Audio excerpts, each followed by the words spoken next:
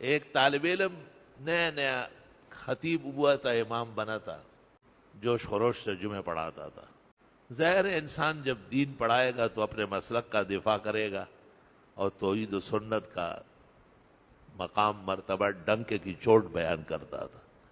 لوگوں میں ہر طرح کے لوگ ہوتے ہیں، تو ایک آدمی ان کے پاس آیا اور اس کو کہا کہ آپ اس طرح باتیں کرتے ہیں، یہ تو شہر ہے، اس میں بہت سارے مسلک ہیں اور لوگ ہیں، اور آپ تو بس آپ اور آپ کے اساتذہ اور آپ کے شاگرد اور آپ کے بڑے بزرگ وہی اہل حق ہے۔ انہوں نے کہا وہی اہل حق ہے، اوروں کو نہیں مانتا ہوں۔ اس نے کہا کہ میں آپ کو سیدھا کر دوں گا۔ اس نے کہا آپ کے سیدھا کرنے سے پہلے میں اپنے رب کو کہہ دوں گا، وہ تیرا علاج کر لے گا۔ وہ بہت غصے سے گاڑی میں بیٹھ گیا اور بہت تیز گاڑی چلائی، پتہ نہیں کیا کرنا چاہتا تھا۔ تھوڑی دیر بعد نمازی آیا اور انہوں نے کہا ایک گاڑی بڑی گاڑی میں گھس گئی ہے اور اس کا قیمہ نکل رہا ہے۔ از مکافات عمل غافل مشو، گندم از گندم برویا جو از جو، اسنه چې صرف تی بل څوک نشته، پیدا کړي خدای د سر د پاسه سر ده۔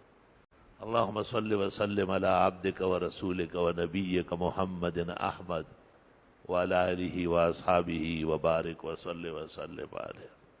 یہ موجودہ دور میں بھی یہ حکمرانوں کو، سیاستدانوں کو ذرا آپ تو دیکھتے ہیں اور اچھا ہی دیکھتے ہوں گے، آپ کی سیاسی نظر فراست مجھ سے زیادہ ہے۔ میں تو درسگاہ کا مولوی ہوں، کتاب کا مدرس ہوں، اور محراب اور ممبر کا امام ہوں، بس انہی پر فخر ہے اور شکر ہے، اس سے آگے کچھ نہیں اور آگے ہونا بھی نہیں۔ اللہ تعالیٰ آخری لمحے تک امام اور استاذ اور کتاب کا مدرس رکھے۔ میں نے اپنے حج اور عمرے میں اور خاص مقامات پر اپنے بیٹے محمد انور شاہ کے لیے بھی یہی دعا کی، اور آپ بھی سنتے رہتے ہیں کہ یا اللہ اس کو ممبر و محراب سے محبت نصیب فرما۔ محبت اس کو کہتے ہیں کہ اور کوئی چیز سامنے نہ آئے، اور آئے بھی تو اس کی طرف دیکھے بھی نہیں۔ کراچی کے حالات جب بہت خراب تھے تو ہمارے ایک مخلص بھائی نے مجھے کہا کہ ہم ڈیفینس میں 4 بڑے بنگلے خرید کے آپ کو دیتے، آپ گلشن چھوڑ دے ہو یہاں آ جائے۔ میں نے کہا آپ نے عالموں کو پہچانا نہیں، وہ اپنی جگہ جنازے کے وقت چھوڑتے، باقی حضرت داغ ہے جہاں لیٹ گئے، اور لاکھ کو جوتے پڑے اٹھ نہ سکا، لیٹ ہی گئے۔ ہمارے ملک میں ایک بہت معتبر خان تھے، اتفاق سے ان کی اولاد نہیں تھی اور جائیداد بہت زیادہ تھی، بے انتہا محبت تھی مجھ سے، تو مجھے کہا بس علم حاصل کر لیا اب اپنے گھر بیٹھ جاؤ، یہ ساری زمین آپ کی۔ میں نے کہا خان صاحب تجھے پتہ نہیں کہ عالموں کے مقامات اور ڈیوٹیاں اللہ خود تقسیم کرتا ہے، وہ اپنی مرضی سے کہیں نہیں بیٹھتے۔ یہ تو آپ کی زمین ہے، اگر جہانگیرے کے ساتھ اکوڑ اور ترڈیر بھی ملے نا، قسم اس خدا کی جس نے احسن العلوم قائم کیا، کہ وہاں کے ایک پلر اور ایک دروازے کے برابر بھی یہ مجھے نظر آ جائے۔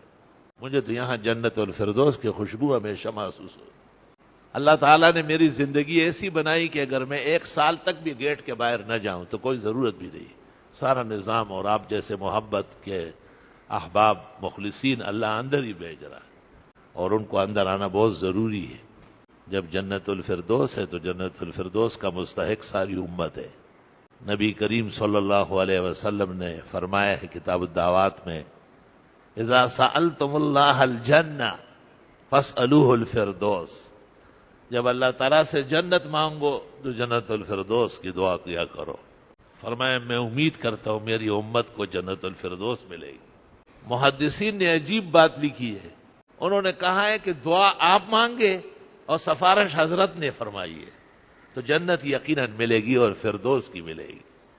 صحیح مسلم میں آپ نے کہا فَإِنَّهُ أَعْلَاهَا وَأَجْنَاهَا، وہ سب سے اعلیٰ ترین جنت ہے، وَمِنْهَا تَفْجُرُ أَنْهَارُ الْجِنَانِ وَتَظْهَرُ أَشْجَارُهَا، وہیں سے تمام نہریں چل رہی ہے جنتوں کی، اور وہاں سے جنتوں کے سب مناظر نظر آتے ہیں۔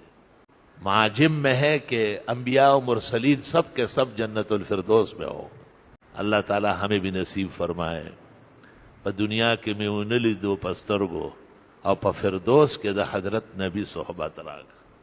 اللہ تعالیٰ کے احسانات اور مہربانیوں میں سے اپنے خاص فضل و احسان سے احسن العلوم یہاں قائم ہوا ہے، میں تو ایک کمرہ نہیں بنا سکتا اور ایک خلاصہ و منیا نہیں پڑھا سکتا، بخاری و ترمذی کیا پڑھاؤں گا؟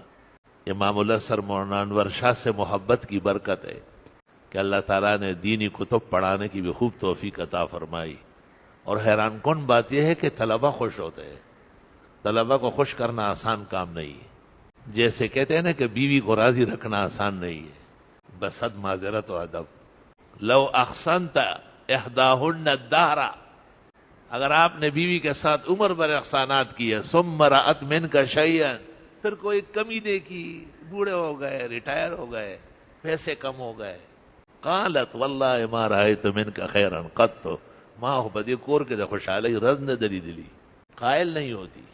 طالب علم بھی صحیح مغز چاہتے ہیں، علوم کا منتہا اور معراج سے مطمئن ہوتے ہیں، اور جب مطمئن ہوتے ہیں تو اس کے لیے پھر سختی ابھی جھیلتے ہیں، مشقت پریشانی اس سے گھبرانے والے نہیں ہیں۔ بے مشقت یہاں آرام نہیں ملتا ہے، اور گل بھی ملتے ہیں تو کانٹوں میں نہاں ملتے ہیں، اور ڈھونڈنے والوں کو ہم بھی وہیں مل جائیں گے، ان کی زلفوں کے گرفتار جہاں ملتے ہیں۔ طالب علم شہید ہو گئے بہت زیادہ، اور جنازے 5-5 6 اکٹھے یہاں سے نکلے۔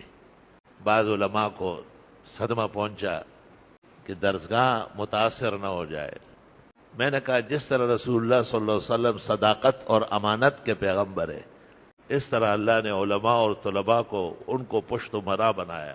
میں نے کہا یہ بڑھیں گے، یہ کہاں ڈرتے ہیں، اور یہ کہاں مخلوق کے روب داب میں سے گھبرانے والے ہیں۔ جس گل کو دل دیا ہے اور جس پھول پر فدا ہو، یا وہ بغل میں آئے اور یا جہاں قفس سے چوٹے، تو کہ در بند خویش تن باشی، عشق بازی دروغ زن باشی، گر نہ شاید بدست راہ بردن، شرط عشقست در طلب مردن۔ شیخ سعدی کہتے ہیں ایک طرف عشق کا دعویٰ کرتے ہو اور پھر پیچھے بھی ہٹتے ہو، عاشق تو معشوق کی گلی میں قربان ہوتا ہے۔ لا الہ الا اللہ، استغفر اللہ واتوب الیہ۔ حدیث میں ہے کہ صحابہ نے تکالیف کا شکوہ کیا، مصائب و شدائد کا، آپ نے تسلی دی کہ ابتدا اس طرح گراں ہوتی ہے، پھر اللہ تعالیٰ کی مدد و نصرت آ جاتی ہے، اور آپ نے ان کی تسلی کے لیے کہا کہ وہ دن دور نہیں ہے جب صنعاء سے ایک خاتون زیورات سے لدی ہوئی جڑی ہوئی روانہ ہوگی اور یہاں مدینہ پہنچے گی، لا تخاف الا اللہ، سوائے اللہ کے کسی کا خوف نہیں ہو۔ بخاری میں ہے کہ صحابہ نے پوچھا اینا دوار توئی، دوار دائر، لوٹ کسوٹ والے ہوگئے، دراجہ دائر، بنو تئی قبیلے کے ڈاکو کہاں گئے ہوں گے جو آزاد تک کاٹتے ہیں زیورات کے لیے؟ آپ نے فرمایا لصوصھا حفوظھا، یہی لوگ حفاظت کرنے لگ گئے ہوں گے، ایمان پہنچ چکا ہوگا۔ میری تشریف آوری کی صداقت اور شیرینی ان کے منہ اور خون میں شامل ہوگی۔